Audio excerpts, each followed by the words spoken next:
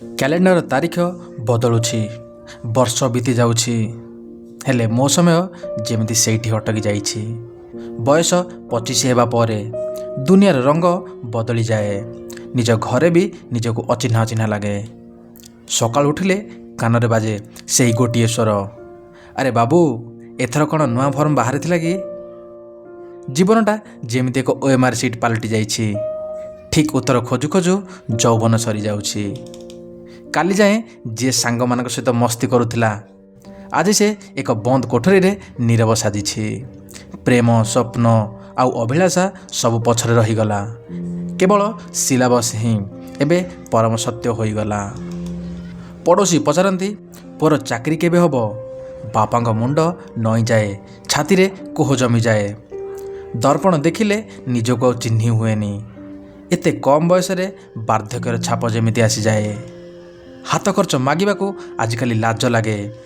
25 ବର୍ଷର ପୁଅ ବାପାଙ୍କ ଉପରେ ବୋଝ ହେବାକୁ ଡରେ।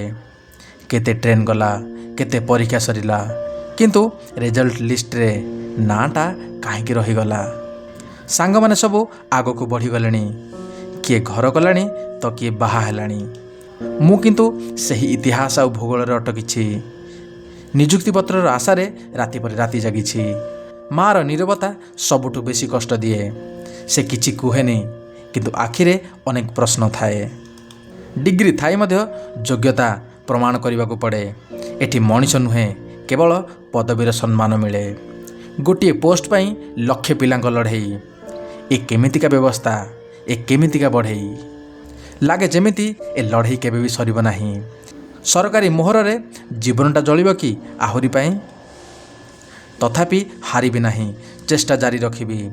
ଦିନେ ନା ଦିନେ ମୋ ଭାଗ୍ୟରେ ସୂର୍ଯ୍ୟ ନିଶ୍ଚିତ ଦେଖିବି। ହେଲେ ଆଜି ପାଇଁ ସେହି ଗୋଟିଏ ଉତ୍ତର ବାକି ଅଛି। ହଁ ବାପା, ଚିନ୍ତା କରନି, ମୁଁ ଫର୍ମ ଭରି ଦେଇଛି।